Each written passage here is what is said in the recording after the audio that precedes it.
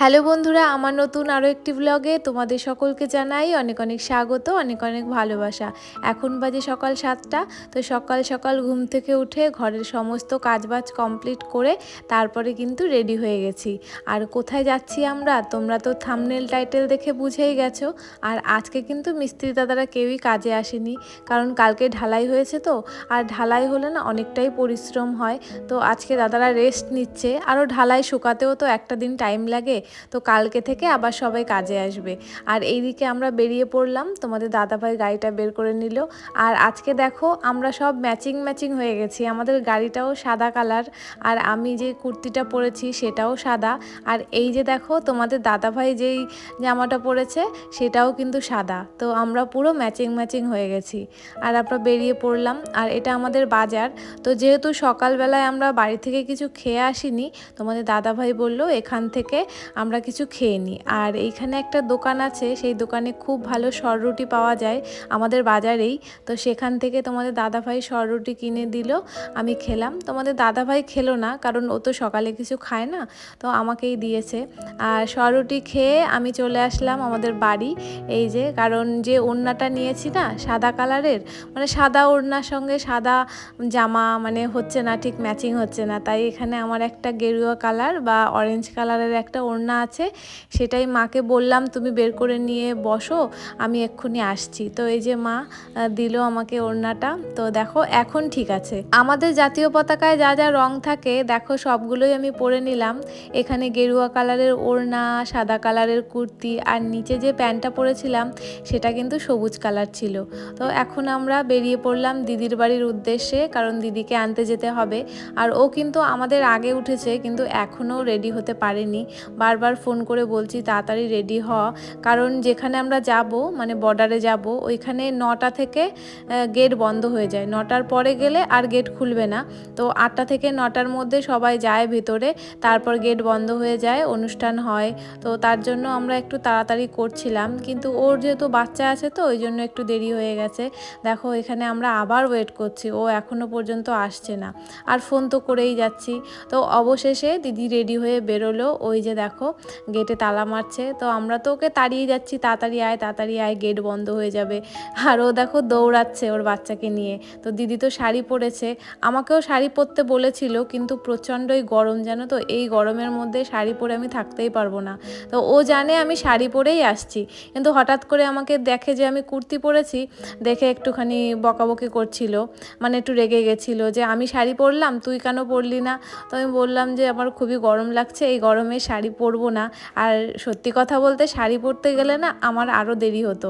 ওর দেরি হয়েছে কারণ ও শাড়ি পরেছে, আর আমারও দেরি হতো আমি শাড়ি পরলে, তাই তাড়াতাড়ি করে কুর্তিই পরে নিয়েছি। আর আমি যদি দেরি করি তোমাদের দাদাভাই কিন্তু খুব রেগে যায় আমার উপরে। তো তার জন্য আর শাড়ি টাড়ি পরলাম না, কুর্তি পরেই এসছি। আর এখন টাইম প্রায় 9টার কাছাকাছি। একটু টেনশন হচ্ছিল যে আমরা ভেতরে ঢুকতে পারবো কি না, এত দূর থেকে আসলাম, গেট যদি বন্ধ হয়ে যায়। যাই হোক অবশেষে আমরা এখানে পৌঁছে গেছি। তোমাদের দাদাভাই গাড়িটা একটা সাইড করে রাখলো। তো এসে দেখছি না এখনও কেউ ঢোকেনি। ওই দেখো বাইরে দিয়ে সবাই দাঁড়িয়ে রয়েছে, গেট এখনও খোলেইনি। আর এই যে এই সাইডে সব বিএসএফরা রয়েছে, ওনারাও সবাই যাবে ভিতরে। তো যাই হোক এসে একটু টেনশনটা কম হলো, না হলে কি হতো বলো তো, এত তাড়াহুড়ো করে ঘুম থেকে উঠে রেডি হয়ে তারপর এত দূর আসলাম আমরা, তারপর যদি ঢুকতেই না পারি, যেই জিনিসটার জন্য আসলাম সেটাই যদি দেখতে না পারি, তাহলে কেমন হতো বলো তো। তো যাই হোক এখানে আমরা চলে এসেছি, আর আমরা একদম আগে চলে এসেছি, পেছনে ছিলাম, কারণ পেছনে থাকলে না আমরা ঢুকতে পারতাম না। কিছু সীমিত লোকদেরই ঢুকতে দেয়, মানে কয়েকজনকেই ঢুকতে দেয়, সবাইকে কিন্তু দেয় না, তারপরে গেট বন্ধ করে দেয়। আমরা একটু সেজেগুজে এসেছি বেশি, দেখো সবাই তো নর্মালি এসেছে, দেখতেই পাচ্ছ নর্মাল শাড়ি কুর্তি পরে এসেছে। আমি দিদি একটু বেশি সেজে এসেছি, আমাদের একটু লজ্জা লাগছিল। আমি তো নর্মাল কুর্তি পরে এসেছি, কিন্তু দিদি তো একটু সাজুগুজু করে এসেছে, শাড়ি টাড়ি পরে এসেছে।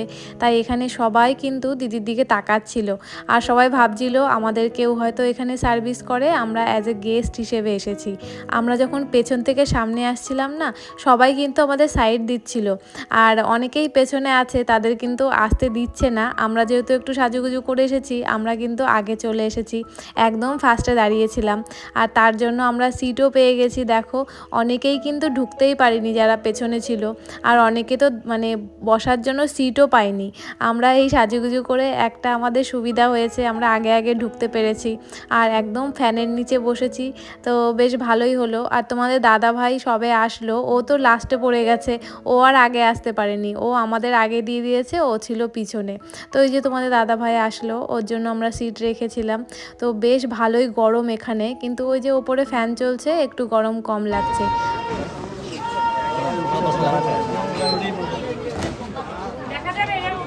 আরে না পরের কথা দাঁড়াতে না বলো বসো বসো আরে কথা কথা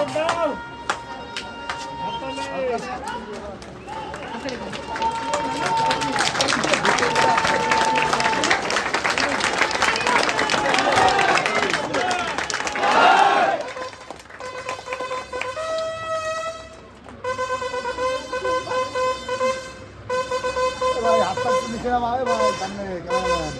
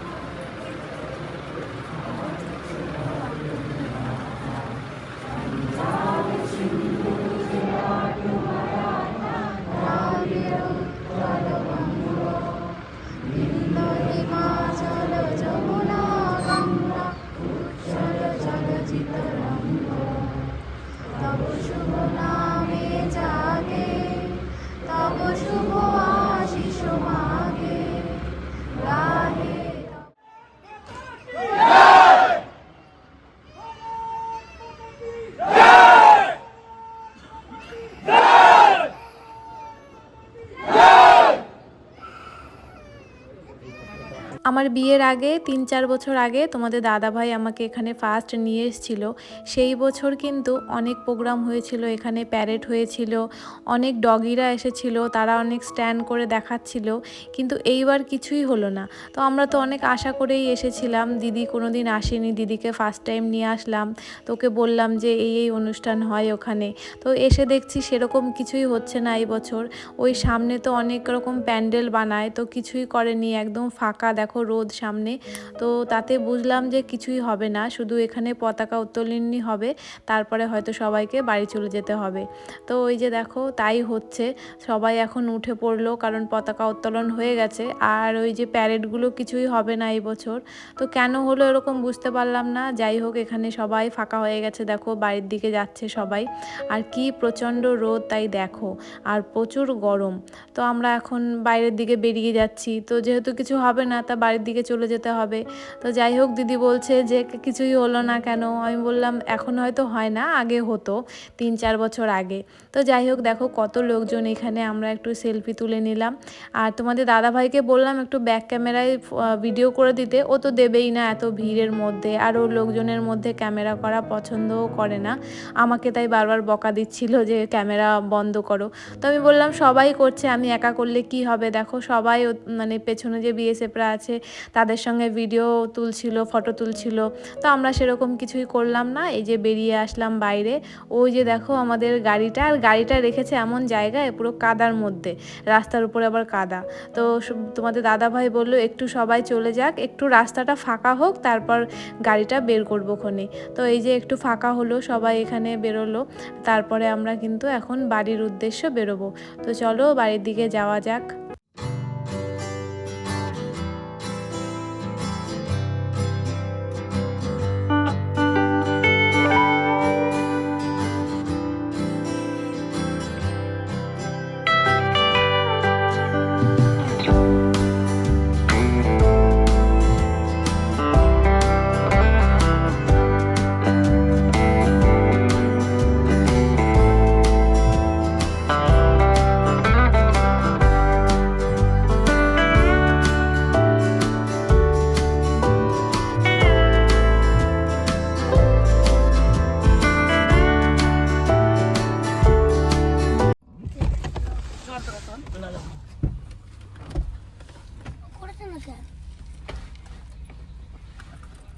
খোল এই পাইতে বেরোবো, চল ও দেখ বুলু, বুলু কি করে দেখ। তো পতাকাটা নিবি না? পতাকা কি করেছে দেখ, নিয়ার মতো আছে। ভালো করে দেখতে, ভালো করে দেখতে। পতাকা নিয়ে পালাই পালাই।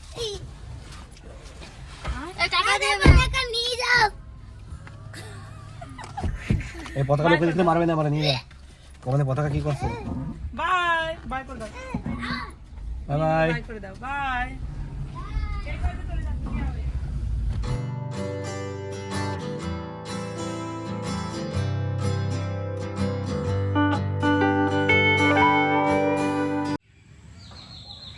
তো আমরা চলে আসলাম এই বাড়িতে, মানে আমার মায়ের বাড়ি। আমি এসেছি, তোমাদের দাদাভাই আমাকে রেখে চলে গেল। আর আজকে দুপুরবেলা আমাদের মায়ের বাড়িতেই খাওয়া দাওয়া। তো এখন বাজে 11:30 বাজে। তোমাদের দাদাভাই রান্নাবান্না হয়ে গেলে তখনই আসবেই, 1-1.5 ঘন্টার মধ্যে হয়তো হয়ে যাবে। তো মা ওদিকে রান্নাবান্না শুরুও করে দিয়েছে, ওই যে। তো জানি না কি কি আছে মেনুতে। তো সবাই তো ঢুকলাম, তো দেখি মাকে কিছু গুছিয়ে দিতে হয় কি না। আর একটু আগে তো বেশ ভালোই আকাশে রোদ ছিল, হঠাৎ করেই না মানে মেঘ করে এসছে চারিদিক থেকে। তাই তোমাদের দাদাভাইকে বললাম যে বড় গাড়িটা আগে বাড়ি রেখে আসো, নইলে ভিজবে, স্কুটিটা নিয়ে আসো। তো আসার সময় আর বড় গাড়ি নিয়ে আসবে না, স্কুটি নিয়ে আসবে। আর আগে একটু ফ্যানের নিচে বসি, তারপর দেখছি। গরম লেগে যাচ্ছে প্রচণ্ড। আর আস্তে আস্তে রোদ কমে গিয়ে পুরো অন্ধকার হয়ে আসছে, বৃষ্টি যখন তখন নামবে। তো চলো, এখনের জন্য টাটা, আবার পরে আসছি, একটু হাওয়া খেয়ে নিই। আর এখন আমি চলে আসলাম রান্নাঘরে মাকে একটু হেল্প করে দেওয়ার জন্য। আর এসে দেখছি এখানে মাংসর মশলা কষানো হচ্ছে, আমি আবার খুন্তি দিয়ে একটু ভালো করে নাড়িয়ে দিলাম। আর এই যে দেখছো আলু আগে থেকেই ভেজে রেখেছিল। আর আমার মা যে কোনো মাংস হোক এইভাবে কিন্তু হাত দিয়ে মাখায়, এর ভিতরে লবণ, হলুদ, লঙ্কার গুঁড়ো, সর্ষের তেল সব কিছু দিয়ে এইভাবে হাতে ভালো করে মাখাবে, তারপরে কিন্তু এই কষানো মশলার ভেতর দিয়ে দেবে। আমি কিন্তু এইভাবে রান্না করি না, কারণ আমার প্রচণ্ড পরিমাণে হাত জ্বলে, যেহেতু লঙ্কার গুঁড়ি যায় এর ভিতরে। তো আমার লঙ্কার গুঁড়ো হোক আর কাঁচা লঙ্কা হোক, আমার এই গরমের সিজনে প্রচুর পরিমাণে হাত জ্বলে। তোমাদের দাদা ভাইয়েরও সেম, তো কিছু একটা ঝাল খাবার খেলেও ওর হাত জ্বলে, আমারও জ্বলে। তো জানি না গরমের সময় এরকম কেন হয়, শীতের সময় আবার এরকম হয় না। তো যাই হোক, এখানে সব রান্না হয়ে গেছে, এখন শুধু মাংসটা হলেই আমরা খাওয়া দাওয়া করব। তো চলো তোমরা দেখতে থাকো। ভারত আমার ভারতবর্ষ, স্বদেশ আমার স্বপ্ন গো, তোমাতে আমরা লোভিয়া জানো, ধন্য হয়েছি ধন্য, ধন্য হয়েছি ধন্য।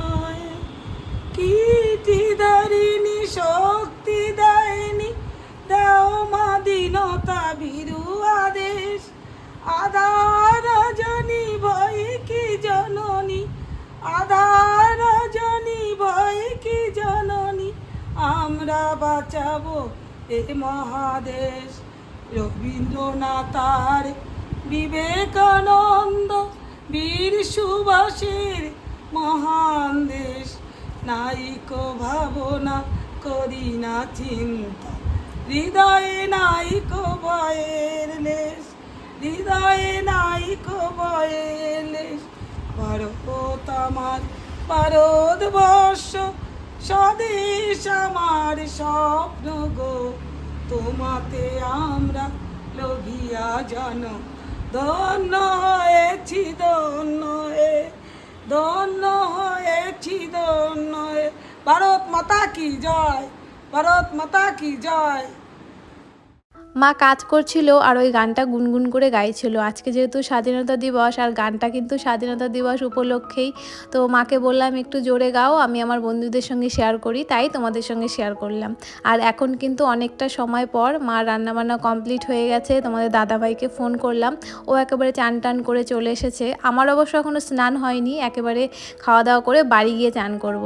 আর চলো তোমাদের দেখাই আজকে কি কি রান্না হলো। এখানে আছে গরম গরম মাংস, আর আছে ইলিশ মাছ ভাজা, আর আছে লঙ্কা ভাজা, আর একটা শাক, সেটা এখনও ভাজা হয়নি, হচ্ছে।